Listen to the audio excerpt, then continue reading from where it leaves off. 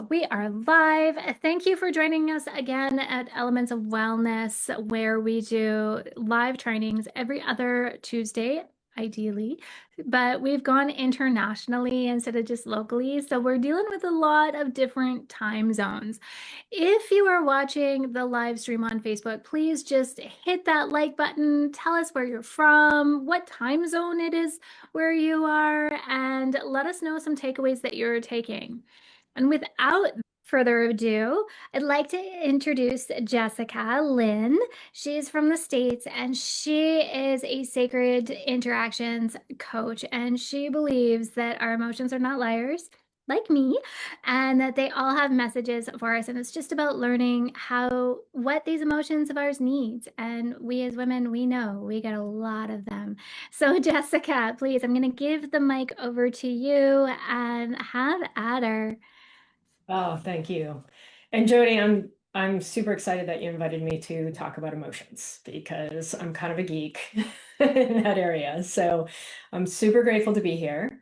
And in full transparency, the first thing I want to say is I'm not your typical coach. I don't have a whole bunch of certifications and fancy credentials and all of that to share with you. I have real life experience. I have my own curiosity and the things that I have discovered, and also what I have offered to others that have worked. So that's what I would like to share. And from a little bit about me is from moment one, when as far back as I can remember, I woke up every single morning with dread and fear, like full on dread and fear. And I mean, from a little kid. I have a few early memories, and a couple of them are that my father, every time he came home, he would do these bouts of not coming home for a few days and then he'd show up. And whenever he did, I would hide. I remember being very scared of him and running away. And then when I was about 3.5 years old, I experienced him strangling my mother um, to what he thought was death. And I was behind a baby gate, shaking it, trying to save my mother's life at 3.5, thinking that I was going to do that and had that ability. And my life progressed in a way where I just did not want to go anywhere. I didn't want to do anything. I didn't want to see people. I didn't lift my eyes up and look at anyone. I felt intense emotion all the time. And I don't have proof of this, but of course, I suspect that waking up with dread every day had something to do with the fact that my father also did abuse my mother while I was in the womb. So I do believe, and I do believe there's science coming out now that, emotions of the mother do get passed on to us. And so a lot of our emotions are our own and our responsibility, but they're not our fault. And that's one thing that I really want to point out And I will on this. validate that.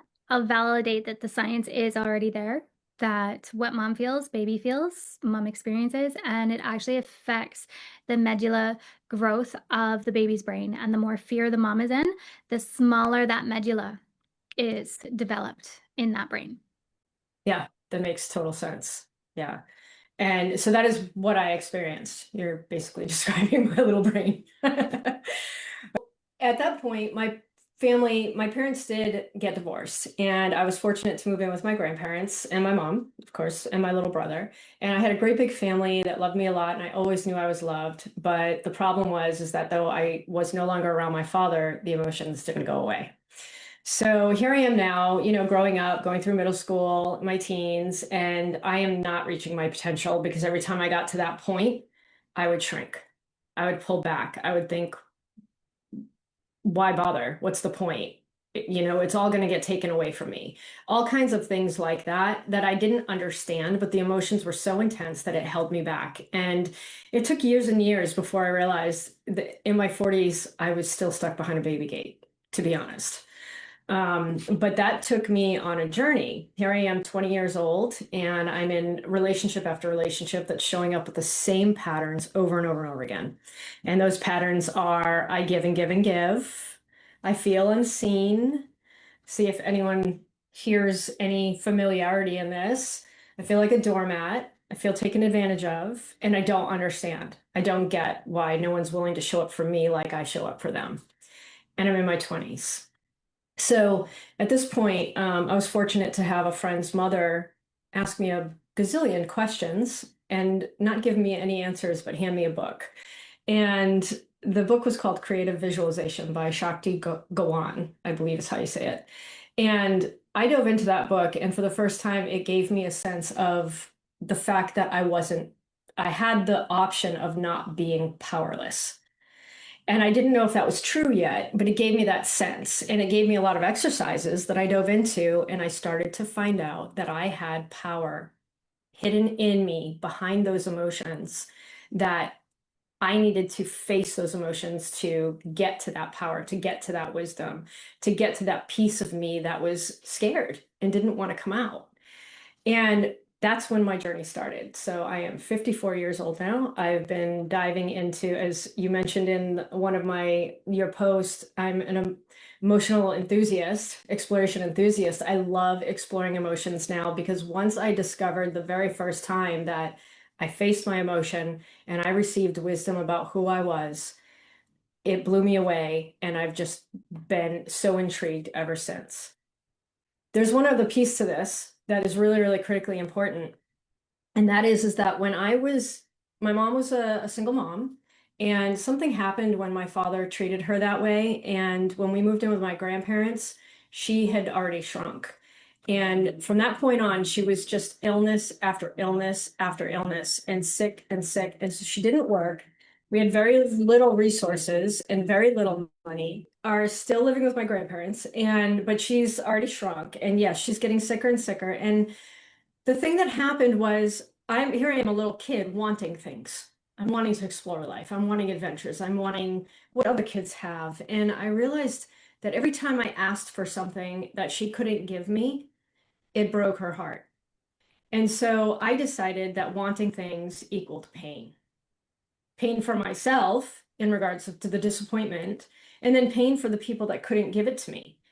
And I mean, many of you can probably relate, especially being a mom, your wants go to the side.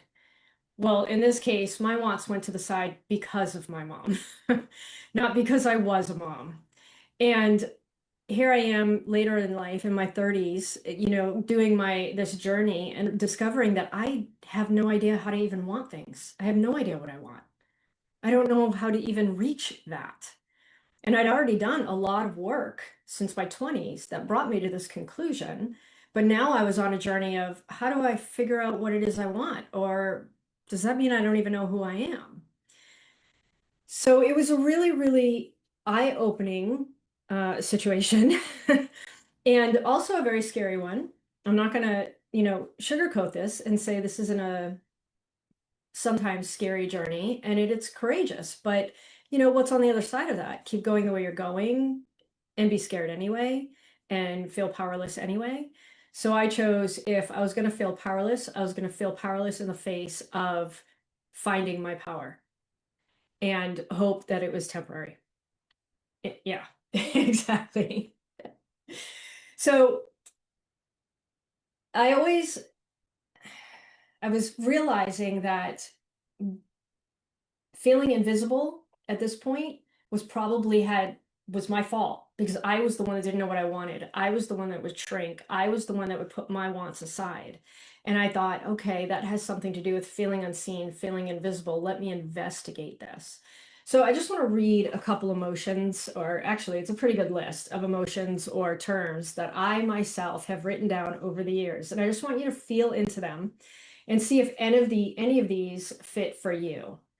Okay, so I've experienced crippling anxiety, emotional numbness. Um, I don't know if I'm still there with you because you're frozen. Yeah, okay. All right. I felt like I lost myself. I felt invisible. I felt sad and scared all the time. Moody, irritable, angry. I felt like I was on an emotional roller coaster. Felt like I was going crazy, especially in those relationships. I felt like I'd been broken, embarrassed over my inability to handle myself. I felt frumpy. I felt now, in my older time, I felt like an old woman. Went to a club recently with my kid. Felt like an old woman. Felt helpless very often, hopeless, terrified, unprepared, lost my identity, had no idea who I was, profound sadness at times, often felt like the joy just got sucked out of my life overnight. Um, Self-loathing, unbearably painful self-loathing. I felt like a shell of who I was, felt like I was losing my mind. I felt betrayed by my body. I felt like I was failing everyone. I wasn't good enough. And I was pissed off that nobody told me that this was going to be my emotional experience in this lifetime. I felt out of control. I felt overwhelmed, infuriated. I felt heartbroken very often over how I felt and the lack of joy in my life. I felt ashamed, useless. At times I've feared death. I've feared losing my sanity. And I often wanted the old me back. And then was the unseen, feeling like a doormat, being taken advantage of. And the worst one out of all of these, believe it or not, was I just wanted to get away from myself. I didn't even want to be with me. I was in so much pain. I felt if I could just get away from me, I'd feel better. So just feel into any of those, see if you notice any of those. And then I'd like to ask you, think about the times that you have experienced those. And what age were you? What was going on? Because this list is my list that I've written over 30 years. So it wasn't just when I was in perimenopause or menopause or now in postmenopause. It wasn't when I was just in puberty or when I was in, my 20s or my 30s. And it wasn't just when there was hormonal shifts or physical things happening. It was when external things in my life were happening, breakups, people passing away, all kinds of things. So yes, though hormonal shifts are a major part of our life and what we're doing physically and what we're eating and all of that can certainly support you. Like, for example, I found out that sugar does not do me well. Cane sugar does not serve me. So I no longer eat cane sugar. Yeah, I have a much happier mind when I do not eat cane sugar. I'm So, so glad that you learned that. yeah. My partner pointed out that every time I ate sugar, within a 24-hour period, I would be angry. And so I started testing that theory. And sure enough, yeah, I don't play well with cane sugar.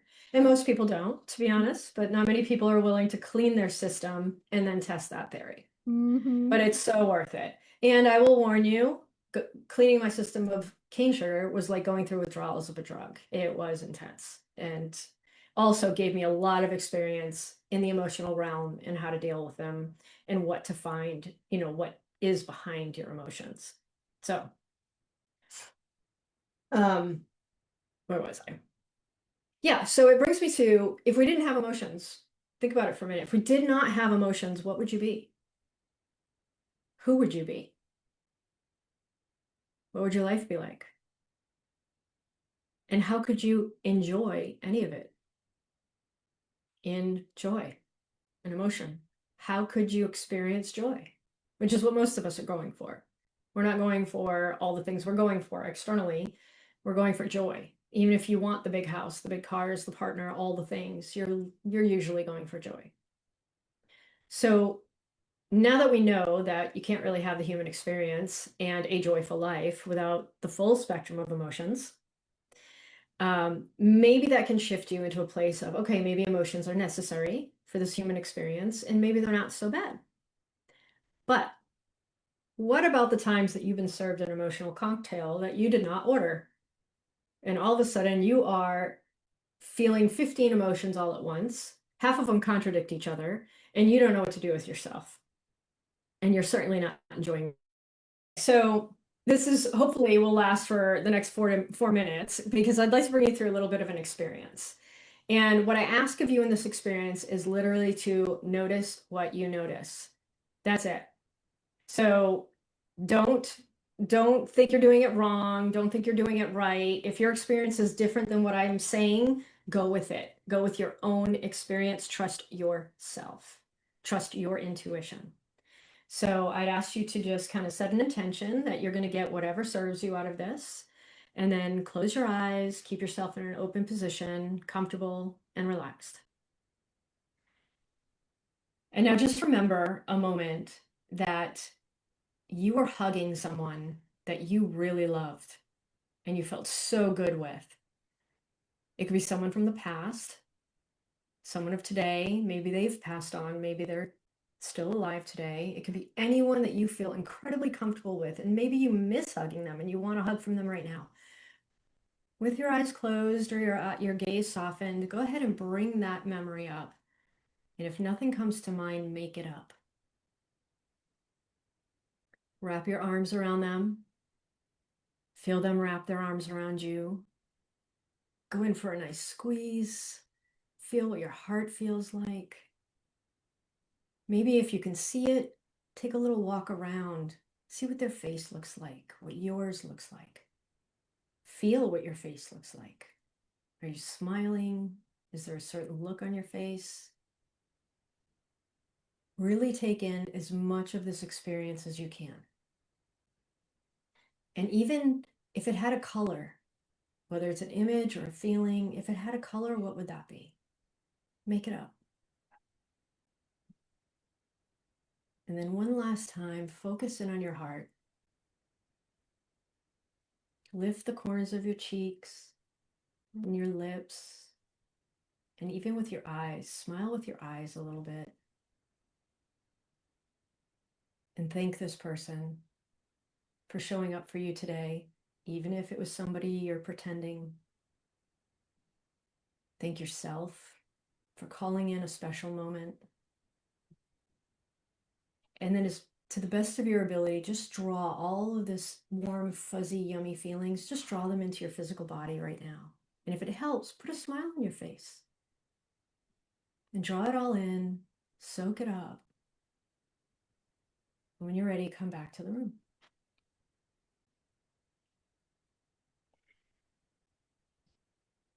So nice little smile on Jody's face. That's a good sign. Thank you. Okay. So would you say that you're feeling a little bit lighter, a little bit more lovey than you were a few minutes ago? Yes. Yeah. Okay. So what does this mean? This means that the power is in your hands. The power to shift, even if you didn't have something show up for you just naturally, or you made it up, or if you just sat with it, you shifted. You shifted how you were feeling. Okay, so it means that you can be the one harnessing and moving your energy and your emotions and bringing in what you wish. And I'd like to point out, if anyone had an experience that made them cry, feel jealousy, anger, I'm just going to say that's a really good thing. Because number one, you also shifted. And number two, you got connected to a part of you that wants to be seen. It wants to be felt. It wants you to know that it needs you and that there's something, a really great gift, a gem behind that for you. It could be wisdom, it could be power, who knows? But that is my biggest message that I want all of you to know and everyone to know is that we have choice. We have choice against our emotions. You are not powerless against them. And it doesn't matter if the emotions are out of control because of hormones or because of an external environmental factor or even because of something from your past. It doesn't matter. You still, with the right tools, the right techniques, and building a little bit of a muscle in that area, you have the ability to shift your emotions and choose your moment and choose joy whenever you feel like it. So my message is, if we meet these waves with compassion and curiosity, we will get more clarity, more connection, and more enjoyment of our life will start showing up. I can guarantee that. And you get to meet a new version of you. And if you do this moment to moment, you get to meet a new version of you revealing itself to you moment to moment to moment every day in real life. So you don't have to fear the surges of emotion, the big waves, the roller coasters, or even the emotional cocktails. no more fear, because as soon as they show up, you will know what to do and you'll know how to shift yourself and love on that part of you so that you can find yourself, the missing pieces of yourself, and they can come home to you and you can feel more whole and complete again. Thank you And the so last much. thing would be Oh, you are energy in motion, emotion. And that's it. That's my message. thank you so much, Jessica, and sorry for interrupting just a moment ago. It's Um, okay. so if people want to get a hold of you, if people want to have a further conversation with you, what happens? How do they reach you? Honestly, the best way right now is on Facebook. Okay. Yes, Jessica Lyn is a little difficult to find because there's a gazillion of us. But I'm sure you could always connect them to me. So they could ask you, Jody, I'm sure, if they were having struggle finding me. Um, I've tagged you yeah. right now in the recording. So Oh, anybody yeah. who's watching and wants to contact Jessica, I've tagged her. Just look for her name. And look at my name. My coaching name is Sacred Interactions. There's a reason for that. I do believe that all of our interactions, especially with ourselves, is sacred. And if you want to have a sacred interaction with me, I would love that. Awesome. Thank you. I'm going to stop the record or live streaming now because we've got some people in the back with us and we get to have a private conversation now if they're not busy tending to kids because I know that kids can be loud and distracting. So let me just bye face back land. I'm so glad this is early. So glad I do this at 7:30 my time. It's time. Oh. All right. And